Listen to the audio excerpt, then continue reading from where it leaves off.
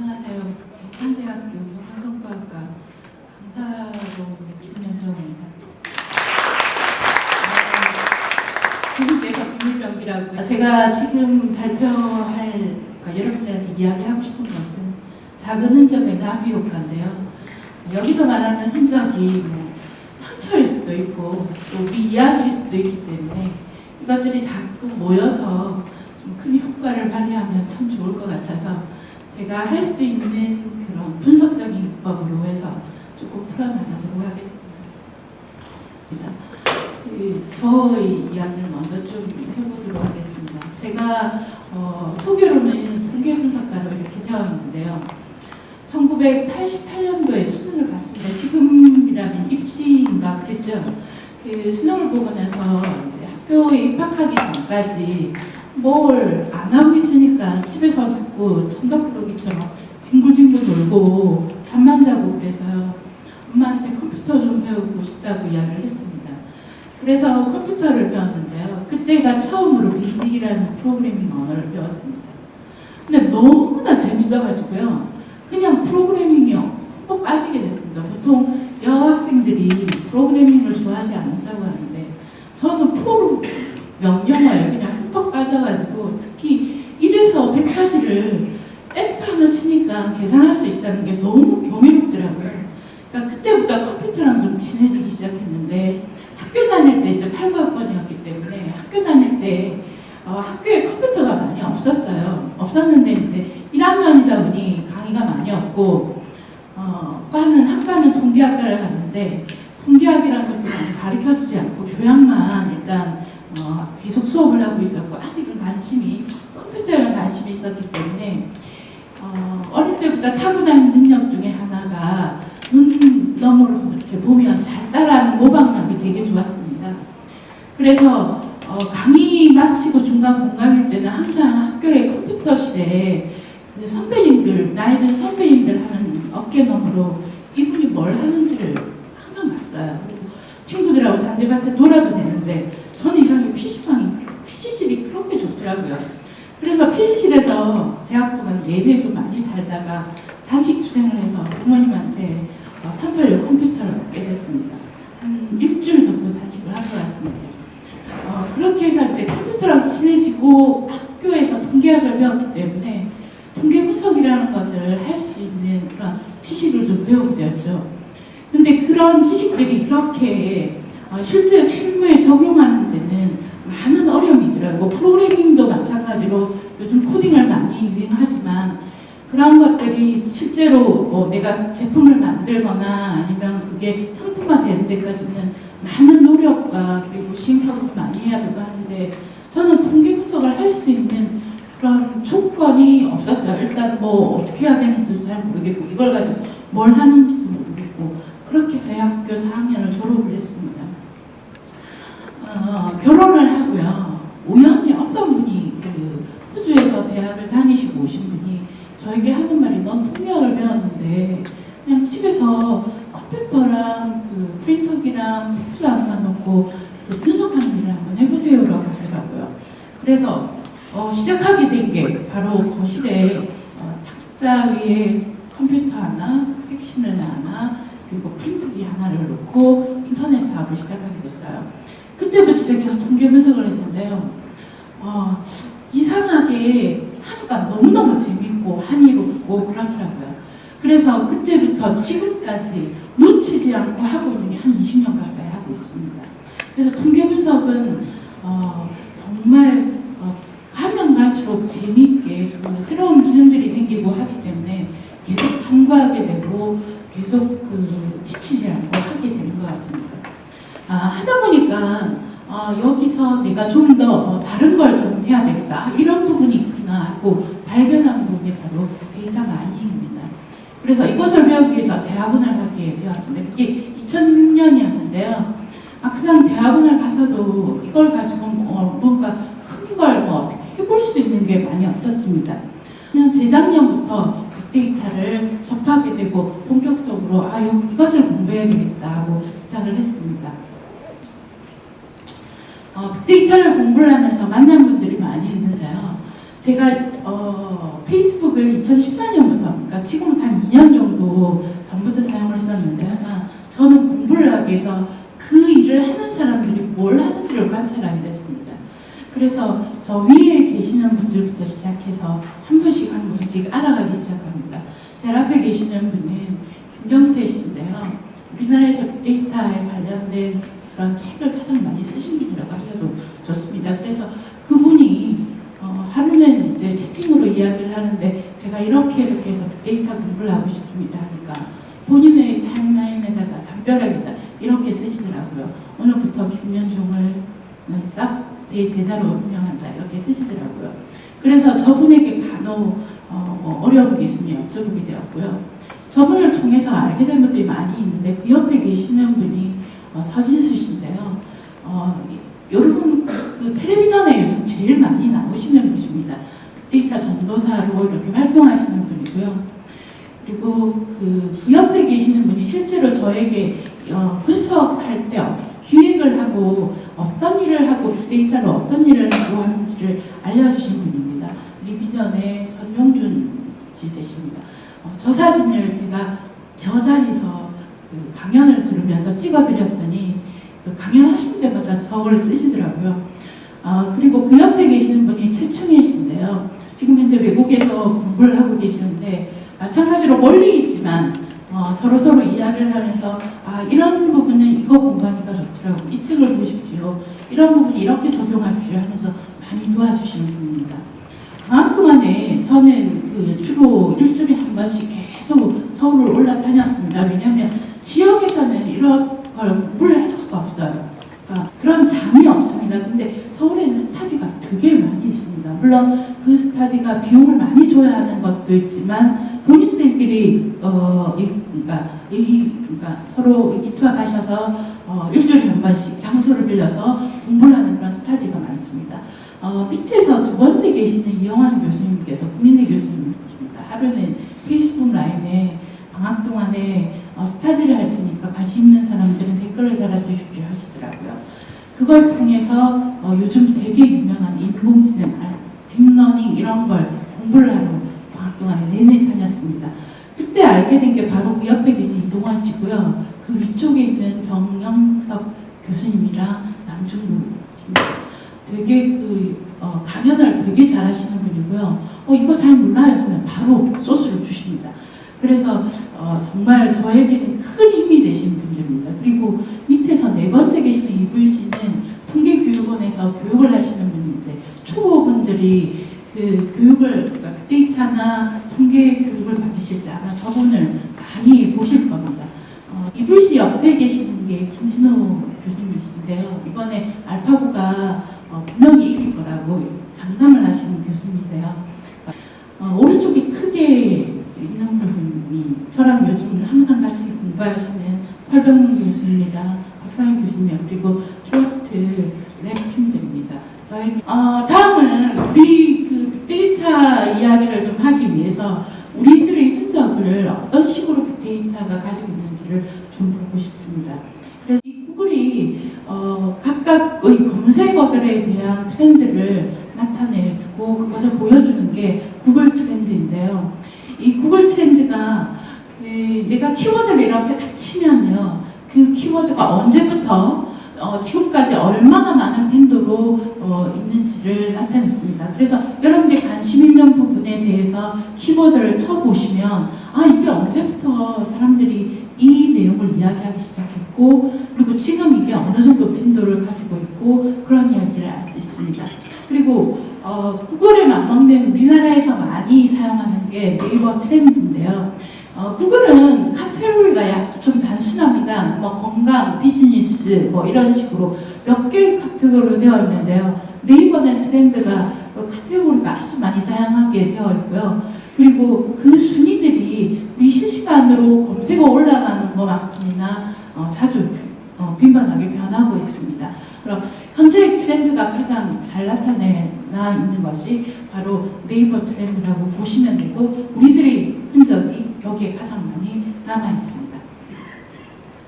그쪽에 보면 공공데이터가 우리나라 공적기관에서 공공기관에서 사용하는 모아둔 데이터들을 모두 이렇게 표준화 약간 이렇게 여러분들이 사용할 수 있을 정도로 오픈을 해서 둔 공간입니다. 내가 만일 특별히 어떤 사업을 하거나 아니면 그에 대한 자료가 필요할 경우에 이쪽을 뒤져서서 여러분들이 내가 앞으로 어떤 일을 해야 되는지 이런 부분에 어떤 사람이 종사하고 있는지 그런 것들을 좀 찾아보시면 도움이 많이 되실 거라고 생각합니다. 데이터들이 많이 모여서 흔히 환상적으로 생각하는데 이 빅데이터들이 모든 것을 다 변화시키고 이게 혁신이 될 거다. 또 아니면 이것들이 모든 걸 해결해 줄 거다고 생각을 하는데 실제로 데이터들은요 많이 모여서 이것들을 가공을 잘해야 되고요. 이것들을 가공을 잘해서 내가 내한테 필요한 지식으로 만들어야 됩니다. 그래서 빅데이터들이 실제로 그 나온 데이터 결과를 가지고 잘 그 판단을 해서 그게 대한 이미지가 어떤 내용을 가지고 있고 또 이걸 무엇을 이야기하는지는 그 부분 분야에 대한 지식이 없었으면 전혀 이해할 수 없습니다. 그래서 데이터를 충분히 확보하는 것도 중요하지만 여러 가지 데이터들을 많이 이용을 해서 사용해야만 되고요. 그걸 매시업이라고 이야기를 하거든요. 그러니까 예를 들어서 내가 요양업을 하는 경우에 꼭 날짜 데이터를 확인하셔야 되잖아요. 그렇죠? 그리고 미팅을 하는데 특히 공연이나 이런 거 하는 분들은 이런 날짜 데이터를 정확하게 확인하지 않고 기획을 한다면 야외에서 했는데 비가 왔다. 그에 대한 준비물이 있어야 될 거고 그런 것들이 충분히 여러 가지 데이터들이 모여서 결정을 해야 되고 그에 대한 가치를 발휘하게 될 겁니다. 이런 데이터들이 많이 모이는 것이요. 우리들의 이야기들이 많이 있는 흔적입니다. 보통 지금 현재 여러분들도 그 스마트폰을 만지면서 하루에 가장 많이 사용하는 게 아마 카카오톡 아닐까 생각을 하는데요. 어라운드 같은 경우에는요. 저는 아침에 출근하면서 잘 봅니다. 친구들, 내 주변에 있는 사람들이 무슨 고민을 하는지 나의 이야기를 좀 이렇게 쉽게 써요. 근데 거기에 보면 슬픈 이야기도 많고 정말 복수가 나는 이야기도 많고 해서 다른 것들보다 조금 더 좀 정감이 나는 그런 어플이라고 생각을 합니다. 근데 여기 있는 것 중에서 실제로 사람들이 가장 많이 사용하는 것과 내가 많이 열어보는 것들은 좀 종류가 좀 다른 것 같아요. 실제로 가장 많이 사용하는 거는요, 카카오 스토리를 가장 많이 쓰고 있습니다. 그리고 밴드 같은 경우 지금 현재 이게 모비 슬라이드에서 4월 정도에 조사한 내용입니다. 남자와 여자 비율을 좀 나타내주고 있고요. 그런데 실제로 많이 오픈하는 건요, 여러분들이 잘 보지도 못한 비트윈이라는 겁니다. 비트윈은 연인끼리 있는 거예요. 그래서 서로 이렇게 각각의 이야기들을 좀 쓰는 거기 때문에 비트윈이 가장 많이 한번 하루 종일 실행을 가장 많이 하는 걸로 되어 있습니다. 그래서 여러분들도 한번 안 쓰신 분들은 한번 써보시기 바랍니다. 그리고 우리가 아는 것들 중에서 제일 많이 쓰는 게 아마 페이스북이지 않을까라는 생각을 하고 있습니다. 그래서 우리가 블로그나 댓글이나 SNS를 이용해서 자기 이야기를 많이 쓰고 있어요. 예를 들어 우리나라에서 한국에서는 음식 먹기 전에 바로 식사를 하면 예의가 어긋난다라는 걸 외국 사람들이 안답니다. 왜냐하면 사진을 찍어야 되기 때문에. 그래서 그 사진을 찍어가지고 페이스북에 올리거나 카카오 스토리에 올리거나 아니면 밴드에 내가 지금 현재 뭘 먹고 있는지, 내가 이 음식에서 어떤 생각을 하고 있는지, 누구랑 만나고 누구랑 어떤 이야기를 하는지에 대한 얘기를 많이 쓰고 있죠. 그리고 어디에 내가 여행을 했거나 그랬을 때 블로그에 또 아니면 내가 알고 있는 지식을 정리하거나 할 때 블로그를 많이 이용하기도 하고요. 그리고 어떤 댓글 같은 경우에는 실제로 어떤 이야기가 어떤 이슈가 있거나 할 때 댓글을 많이 달죠. 그리고 본인의 의견을 실제적으로 짧지만 이렇게 나타내니까 트위트 같이 짧지만 나타낼 수 있는 게 댓글이지 않을까라고 생각합니다. 그렇게 해서 우리가 SNS를 통해서 우리의 이야기를 많이 나누고 있습니다.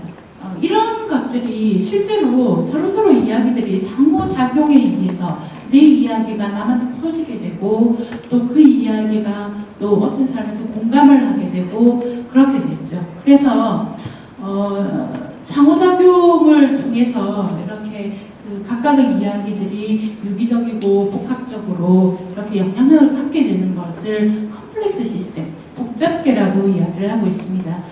이 복잡계를 통해서 그 네트워크 SNS들이 많이 이야기를 하고 있는데요. 이 이야기들이 많이 모여서 그 하나의 의견이 되죠. 보통 이런 걸 여론이라고 이야기를 합니다. 그래서 이 여론들이 많이 모이면 이 여론의 효과를 발휘를 해가지고 정책이 바뀌거나 아니면 어떤 뭐 시스템이 바뀌거나 아니면 프로세스가 바뀌거나 뭐 전략이 달라진다든지 아니면 뭐 경영의 그런 패턴이 바뀐다든지 그러죠. 어떤 특별한 어떤 이슈가 있거나 하면 사람들은 그 관련된 이야기들을 많이 모아서 효과를 발휘하게 됩니다. 여론을 형성하게 되는 거죠. 근데 이런 그 여론들이 그냥 그냥 사람들 말로만 이렇게 되는 게 아니라 그게 일어나게 되는 상황이라든지 아니면 왜 그게 현재 이 사람들이 이렇게 행동을 하는가 이런 의견을 내는가 이런 것들이 유기적으로 되지 않으면 효과를 발휘할 수가 없습니다. 그리고 이것들은 서서히 이렇게 효과를 발휘하기 때문에 그게 이렇게 한꺼번에 이렇게 확 달라지거나 그러지가 않습니다. 잘못하면 아예 그 여론 자체가 사라지거나 이벤트가 없으면 소멸이 되어버리기 때문에 그래서 이런 변화를 잘 파악을 해야 됩니다. 현재 주변의 상황이 어느 정도 불안한지 그리고 그 상황들이 어떻게 움직이고 있는지 혹시 재정적인 문제가 없는지 리더십이 혹시 잘못되어 있는지 등등 구성원들이 어떻게 대립 갈등을 하는지 그리고 앞으로 요거에 대한 그 어떤 정체성 같은 부분이 어떻게 잘 되었는지 그런 등등의 여러 가지 문제들이 본질에서 이것들이 자꾸 여론으로 형성이 됩니다. 그 내용들에 보면 대부분 이런 내용입니다. 현재 뭐 금전적인 문제가 있다, 아니면 리더십이 부재하다, 아니면 이것들을 잘못 파악하고 있다.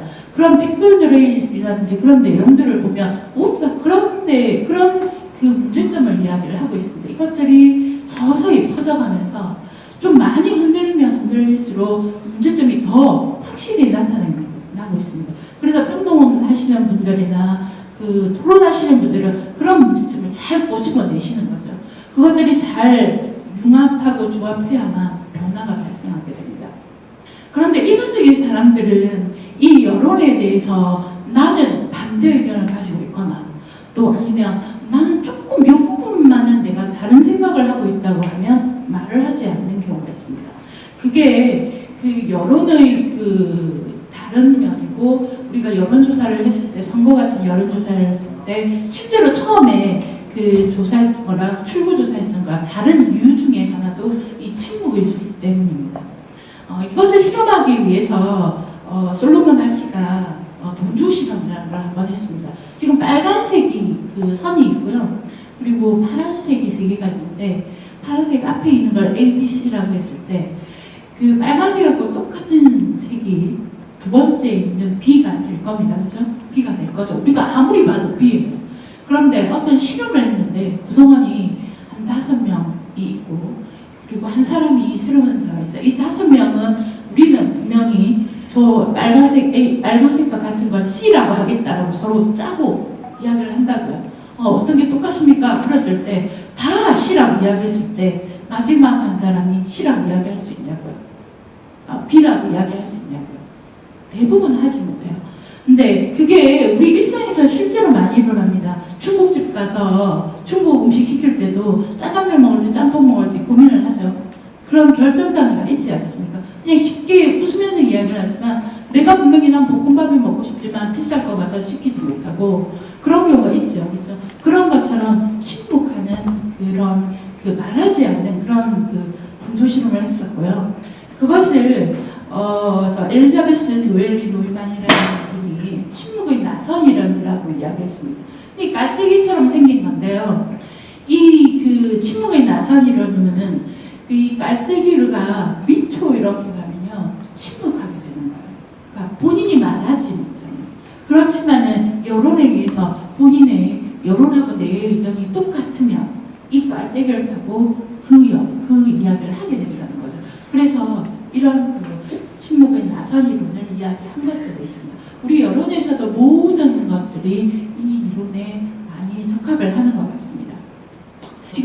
우리 진주 지역에 크게 이슈가 되고 있는 한강 유등 축제에 대한 이야기를 빅데이터로 한번 풀어봤습니다.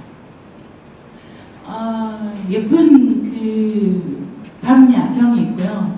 대부분의 이런 모습을 보면 화려하다, 그리고 조명이 불빛이 이렇게 아름다울 수가 없다라는 이야기를 하죠. 그런데 이것들이 그 작년부터 시작해서 가림막이 생기고 유료화한다는 것 때문에 우리 주변의 그런 이야기들이 조금 안 좋게 변질이 되고 있습니다. 그리고 이 축제가 예전 뭐 아주 오랜 기간 동안에 그 지속되어 오고 그렇게 되었었는데 그것들이 약간은 시민들 간에 그런 의견이 현재 조율이 잘 안 된 상황이에요. 그래서 먼저 진주 한강 유등 축제하고 한강 유등 축제에 대한 검색을 모두 다 해봤습니다. 구글과 네이버와 그리고 다음에 했었고요. 그 네이버는 검색을 하면요 블로그도 나오고 뉴스에 대한 것도 나오고 그 다음에 지식인 그 네이버에 시민되는 지식인에서 나오고요. 이미지가 몇 개인지 동영상이 몇 건지 그리고 뉴스가 몇 개인지에 대한 걸 모두 다 카운트를 했습니다. 마찬가지로 다음도 마찬가지로 똑같은 조건으로 해서 검색어를 동일하게 해서 했습니다. 근데 그리고 이걸 하면서 느낀 건데 일반 사람들한테 진주 너 어디 살아요? 이러면 저 진주 사는데요 라고 이야기를 하면 농계? 라고 이야기를 해요. 그 다음 말하는 게 장어 이야기를 해요. 촉성로 앞에 있는 그 장어 이야기를 많이 해요. 근데 지금 그게 헐리게 됐죠. 그렇죠? 그렇게 됐고 그러니까 사람들이 일반 대중 사람들이 생각하는 그런 것들이 사라지게 되는 거죠. 그 다음에 제가 특별히 또 지금 진주에도 농계제를 지금 하고 있지만 이 농계의 개념은 이 유등축제에는 전혀 없는 것 같아요. 검색어에 나타나지가 않습니다. 그래서 그런 걸 한번 생각해 보면서 계속 보겠습니다. 먼저 구글하고요, 네이버하고 다음을 가지고요, 이렇게 라인 그래프를 그려봤습니다. 네이버와 다음은 10월 달만 저렇게 뾰족한 저런 형태의 그 검색이 나타납니다. 그때만 반짝했다가 사라져요. 그러니까 정말 우리가 생각하는 우리 주변에 있는 아주 큰 행사인데도 일반적인 그 우리나라 사람들은 단지 그때 잠깐만 그냥 보는 그런 거밖에 되지 않는 거죠. 그런데 구글은요, 이게 약간 현재 조금 다른 패턴으로 나타났습니다. 근데 그 이유가 뭐냐면요, 네이버나 다음은요, 하나 기사가 있으면 그게 여러 곳에서 이렇게 퍼가죠. 그 퍼가는 게 다 나타나요. 근데 그 구글은 동일한 것은 삭제하고 서로 다른 것만 표시를 하기 때문에 저런 식으로 나타납니다. 그래서 현재 2015년에 이렇게 이슈화된 것들이 지금 나타나고 있고, 얼마 전에 그 사회단체에서 그 여론조사 한 것 때문에 또 이슈화가 되기 때문에 저렇게 이렇게 조금 약간 높아지는 패턴이 나타나고 있습니다. 그게 14년에 일어났던 것보다 훨씬 많이 현재 사람들이 그에 대한 관심이 좀 있는 걸로 나타났습니다. 밑에 있는 그림은요, 이걸 가지고 앞으로 어떻게 될 건지 성장 한번 모형을 그려봤어요. 그러니까 계속 이 이슈들은 더 증가하지 않을까라는 패턴으로 나타나고 있습니다.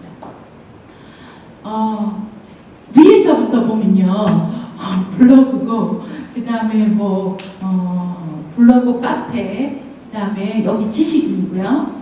그 다음에 여기 모르겠고, 이게 아마 이게 동영상, 이미지, 그 다음 마지막에 뉴스입니다. 이게 좀 전에 봤던 패턴이랑 거의 같은데요. 동영상 부분에 현재 이슈화되는 게 실제로 뉴스보다도 동영상으로 더 많이 퍼지게 되어 있습니다.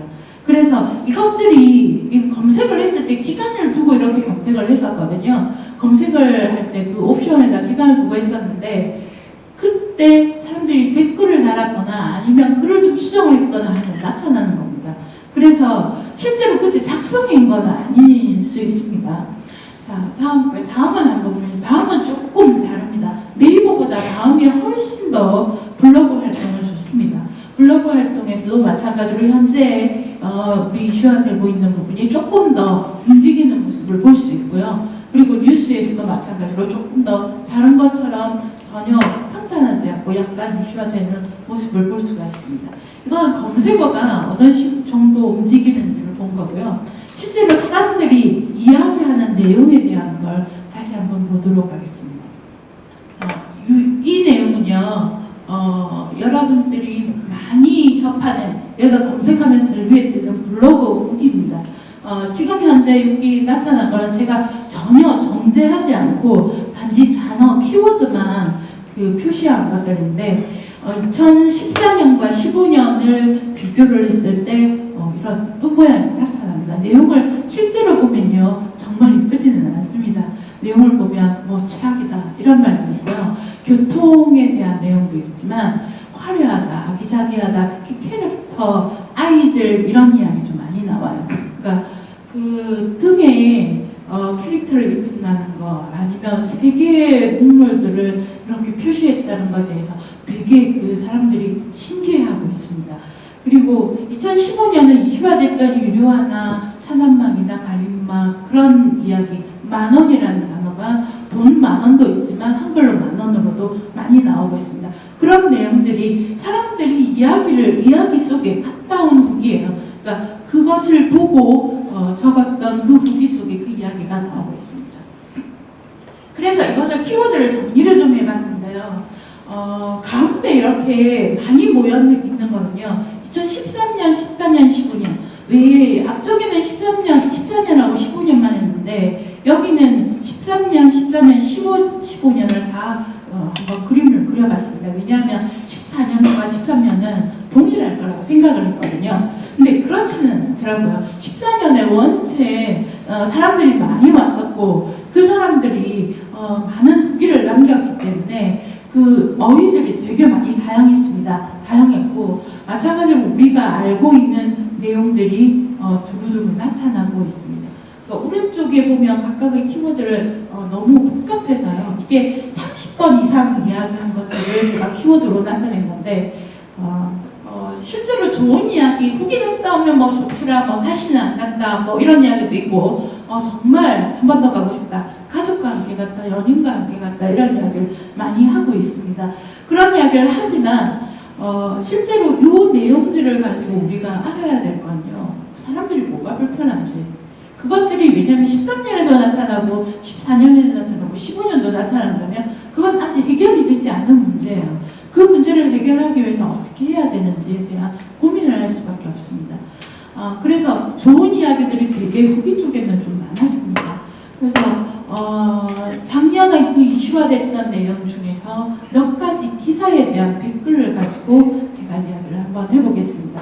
첫 번째, 세 번째 거는요, 유료화에 대한 거고요. 가운데 거는 할머니가 이 무릎 꿇고 앉아서 보고 있는 그 사진에 대한 댓글입니다. 이 세 가지 중에서 가장 댓글이 많았던 게 어떤 거일 것 같습니까?